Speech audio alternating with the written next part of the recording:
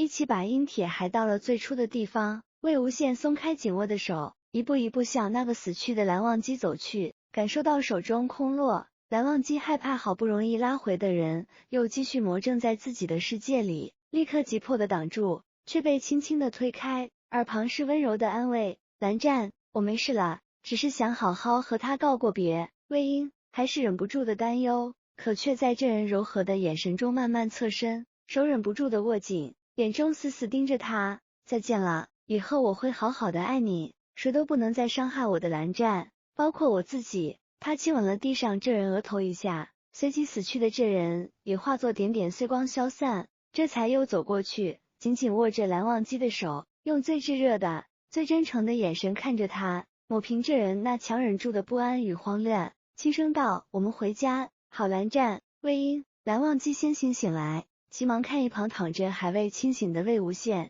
低声轻唤了他名。按理说这人也该是同自己一起清醒的，他有些慌乱又害怕的看向蓝启仁和蓝曦臣。叔父，为何魏婴他还未清醒？是不是怨气有？理应是无事的。蓝启仁也略微皱眉，走向前用灵力过了一遍魏无羡身体，除了先前体内的顽疾，并无怨气在侵蚀的迹象，低声对蓝忘机说道。蓝曦臣也是在一旁宽慰，让他勿急，静待些许时间。忐忑不安的等了约莫1炷香的时间，才见魏无羡悠悠转显，他微睁着眼睛不说话，看起来几分迷糊。魏婴，醒了，醒了就好，可有哪里不适？蓝忘机见人醒来，急忙轻碰了他脸庞手心，温柔问道：哥哥可好？我给你倒茶水。先前魏无羡也常会唤蓝忘机哥哥，他倒是没有注意到这人的不正常，只是急忙拿了温热的茶水，轻轻的为他喝下，直到这人一声谢谢，才如同一盆冷水泼在他心底似的，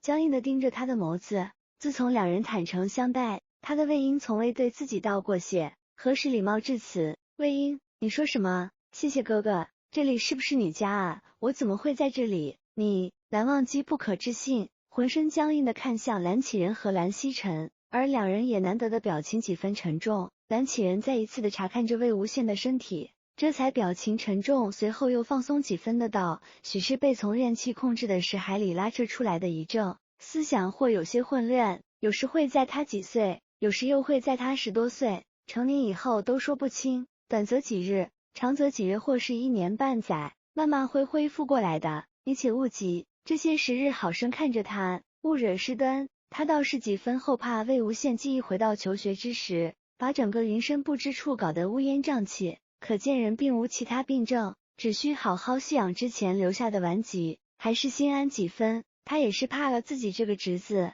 同他父亲一样的吃人。听言蓝忘机看着这人，始终落不下心，可还是道了谢，恭敬送自家叔父和兄长离开。两人为自己和这人护法，已然很是疲倦，该是好生休息的。哥哥，你还没说，我怎么会在这里？哥哥又怎么知道我叫魏婴呢？其实魏婴是父亲母亲叫的，哥哥该叫我魏无羡，不过我见哥哥好看，也是可以叫我魏婴的。他喋喋不休地说着，丝毫没有将蓝忘机当作外人。或许是流浪太久，被人小心翼翼为了一碗温热茶水的感动，也或许是一见面就说不出的几分亲密。他并不排斥蓝忘机，还莫名的喜欢，不过只是记得自己好似恶狗下去时，被追后迷迷糊糊睡过去了，不知何时认识个这么个人。哥哥是我父母的朋友吗？不过好像没有见过哥哥。他见蓝忘机还是不说话，又疑惑的问道：哥哥怎么不说话？边说好似觉得胸口处疼痒的难受，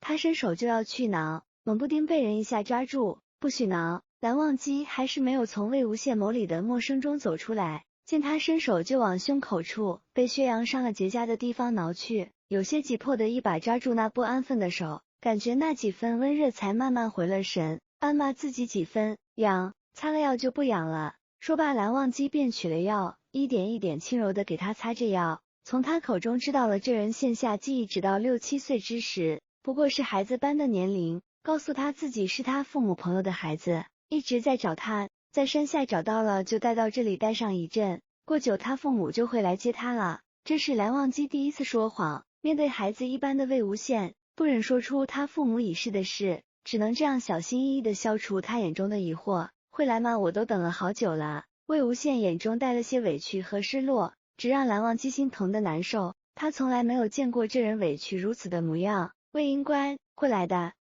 哥哥真好。魏婴，你我之间不用道谢的，还有你可以叫我蓝湛，不用唤作哥哥的。蓝忘机摸了摸他的头，轻声说道，虽然这人也唤过自己哥哥，可还是有些不习惯。蓝湛，蓝湛，蓝湛，那以后就叫哥哥蓝湛了。魏无羡只觉得这个名字好熟悉，像是叫过，可却又没有印象。好，那魏婴乖，睡一会儿，我给你煮东西吃可好？好。魏无羡很是听话的躺了下去，只让蓝忘机心里柔软一片。看着这人对自己慢慢熟悉亲密，眼中是数不尽的温柔。他为魏无羡掖好球，被便出去为他弄些吃食。这么久也该是饿了的，许是真的怕了。走时还不忘在金氏下了禁制，又吩咐弟子好好注意着。他动作很快也熟练，刚煮好粥就忙着回去。不过推开门那一瞬，整个人都愣了住。魏无羡坐在地上，眼中是强忍的泪水，死死捂住自己的腿。魏婴，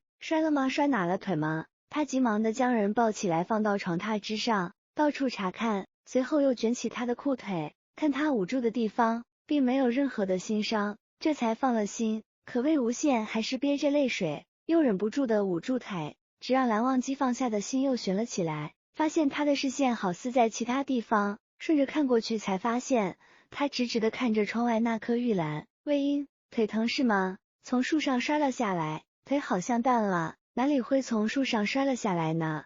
他设置的禁制，这人无论如何都是出不去的，窗户也是关好的。蓝忘机想了想，想到这人之前对自己说过，小时候他爱爬树，摔下来腿都摔伤了，这才知道他大抵是看到那棵玉兰，记忆回到了从树上摔下来之时，才会觉得自己腿很疼的。魏婴乖，我看看，揉揉就不疼了。蓝忘机把他抱坐在怀里，轻轻的给他揉着，心里闷闷的疼。那时候没人照顾他的魏婴，该是多疼多绝望，才会6、7岁的年龄就憋着眼泪，疼得厉害也不叫唤出来，只是死死捂住自己的腿。魏婴，你看着我。魏无羡听言，腿下被温热的手轻揉着，疼痛也少了许多，情不自禁的看着他。魏婴乖，以后再也不会摔下来了，无论多高，我都会接住你的。懵懵懂懂的看着这个温柔的人，他的声音如同暖流一般，洗刷尽那些寒冷。魏无羡只觉得全身都暖暖的，还停留在幼时的他想不到那么多的情绪，